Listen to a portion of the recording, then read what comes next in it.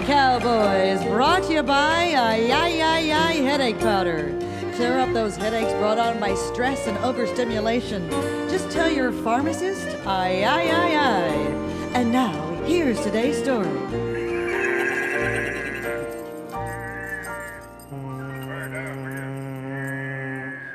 San Francisco, Dusty. Boy, it's a beautiful city.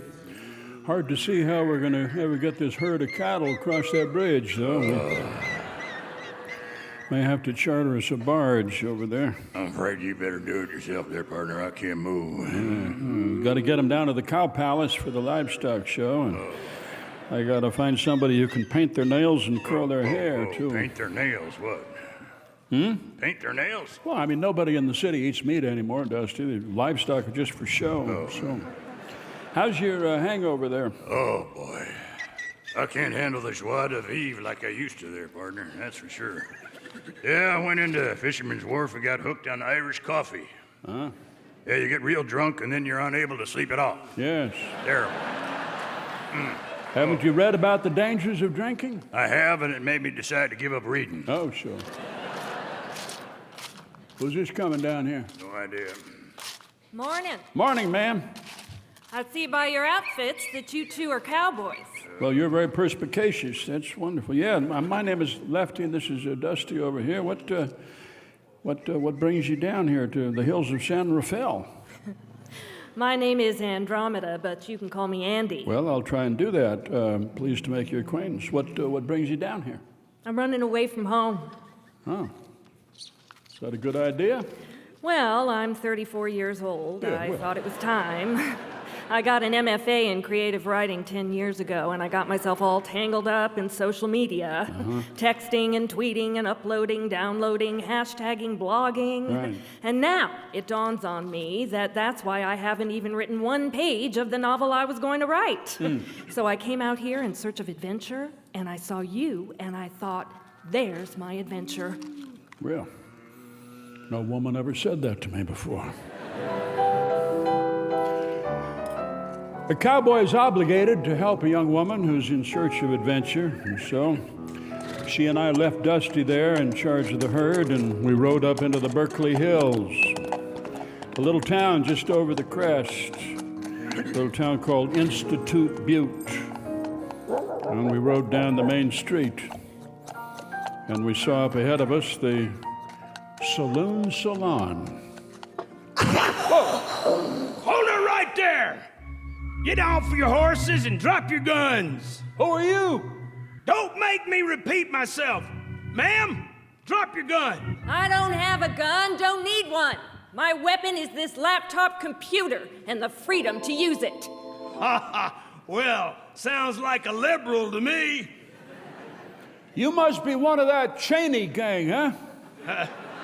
And I take it you hang out with the Stanford gang. Ah. What's your gripe, mister? I believe that Western tradition is all about enlightenment and civilization. And you Stanford people are out to teach that Western civilization is bad, that primitive cultures are superior. Hey! Who you calling primitive, you blazing idiot? Now shut up, Stanford. Ah. I see you hiding over there in that alley. You people have destroyed higher education by eliminating canon. Aristotle and Shakespeare and Tolstoy in favor of your own feminist Marxist agenda. Oh, yeah? You want to see the cannon, mister? How about this one?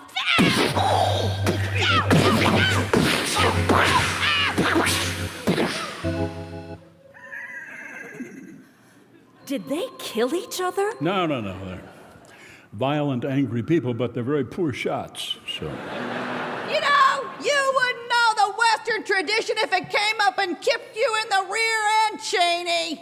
It's all about dissent and diversity. And it's not terrified of aliens and outsiders, it welcomes them in. It's about tolerance and getting along with all sorts, including the ones who you disapprove of. And to stand up for the weak against the strong and to not bow down to authority. Oh, yeah? Oh, yeah! No! Take that! No! Let's get out of here, Andromeda. Huh? I want to stay. What? Why? There's material here. Material for a novel. Hey, You two whispering about me? Who is that woman? I am a liberal arts graduate and a writer. Liberal arts! Ha ha ha! Go ahead, major in gender studies. But there ain't no jobs out there, so you're gonna wind up living with your parents. Am I right? Huh? Am I? Oh, she got me. She shot me in the leg. She shot me in the leg. Oh. I thought you didn't have a gun. I made it up. It's a fictional gun. Oh. Okay. She walked over to where the old gunslinger lay, and she kicked his 6-gun away from his outstretched hand. He trembled. Please don't shoot me. He whined piteously. She laughed. I don't go around shooting the wounded. That's your specialty, not mine. She glanced at her dumbfounded male companion. What? Is that me? Come on in the saloon and I'll buy you a drink, she said, blowing the smoke from her gun barrel and ramming Mr. Colt back in his holster. With an insinuating air, she turned toward the saloon and opened the door. No, wait. Are you sure you mean insinuating? I don't think that's the word you want there. Why Insinuate not? means to suggest indirectly. Don't you mean insensitive air? Or... No, I mean insinuate. But insinuate what?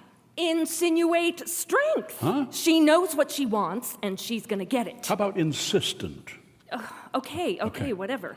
With an insistent air, she turned toward the saloon and opened the door, and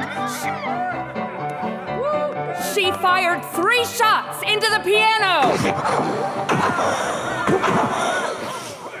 Cut out the doodah, piano man, and play me some R-E-S-P-E-C-T, she said insistently. Yes, ma'am, whatever you want.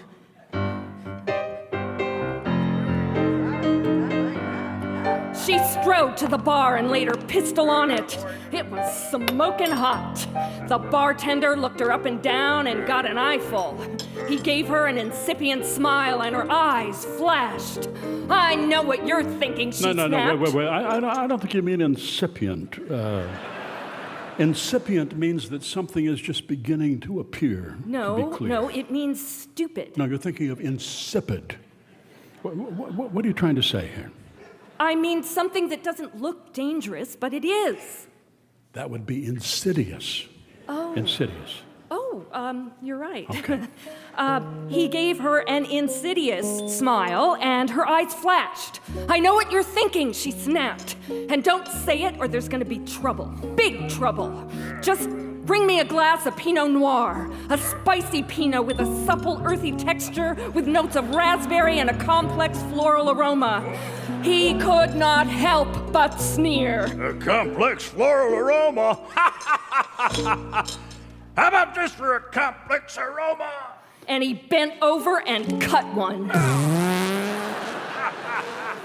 And she did not hesitate for 1 second. Let's see you dance, mister. Okay. And now go and get me that spicy, supple, earthy, complex Pinot that I was asking for. And don't come back without it. All right, I'm on it. So is that the end? That can't be the end there. I don't think so. What? No, I don't know. think so. What do you think? No, you can't just leave it hanging like that. But what comes next? No, I mean, he could bring back the spicy Pinot, and you'd fall in love with him. You'd marry him, and No. She's gonna ride out of town solo. Solo. You don't want that solo. You want conflict, and you can't have conflict with solo. Okay? A person can be conflicted. Yeah, but then your story is going to be all kind of introspective and flashbacky and moody, and the reader's going to feel cheated because you've already introduced gunfire, and now he's expecting more of it. So what should I do? I think you have to have the woman go bad. Really? Yeah, women's literature has given us a whole long string of noble heroines, and I think the readers are hungry for a really bad woman, just a rotten, mean, low-down woman. I don't know. I don't think I can. Oh, I think you can. Sure you can. Just have her shoot a man just to watch him die. Oh, my God. No! No, go ahead. You want me to? Well, I think you have to, that's all. I mean, she's walked into a man's world. She has to establish dominance, okay? I mean, it's Really? either do or die here, so. She heard a foot tapping and turned. It was him, the man who had come with her into the saloon, the one who kept correcting her English. Cut out the humming, she said. The humming? I don't need that right now. What was I humming? He said in an insinuating way. No, I don't think I'm insinuating, really. Inseminating. No, not that, for sure. Insecure. Maybe insincere. He okay? said in an insincere way, you Right. are humming, she said, and if you don't stop doing it, I will shoot you down dead. You'd shoot a man just because he was humming? She gave him an insouciant look. You want to see me do it? Go right ahead, punk. No. Insouciant means nonchalant. I mean, I think you mean something stronger, like insolent, meaning cruel, arrogant, insolent. I mean insouciant. I don't think so. It's too light somehow. Insouciant. Insolent is really what you would use to describe a killer. I think. say insouciant, and I mean it.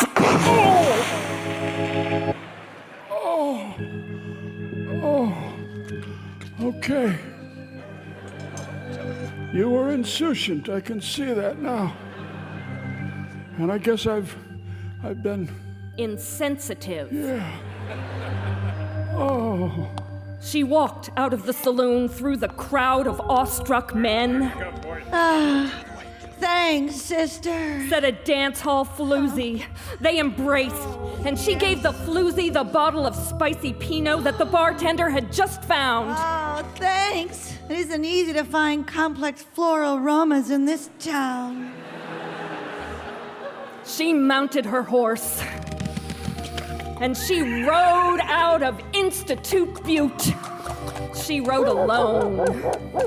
She had ridden with the Stanford gang before, but now she was an outlaw, a writer, an artist, with no allies, no colleagues, just her and her insolent determination to live her life freely and to create great literature about it. The Lives of the Cowboys, brought to you by liberal arts graduates the world over. When you say gender, smile. Lynn Cohen as the writer. Sue Scott, Mr. Tim Russell, Fred Newman.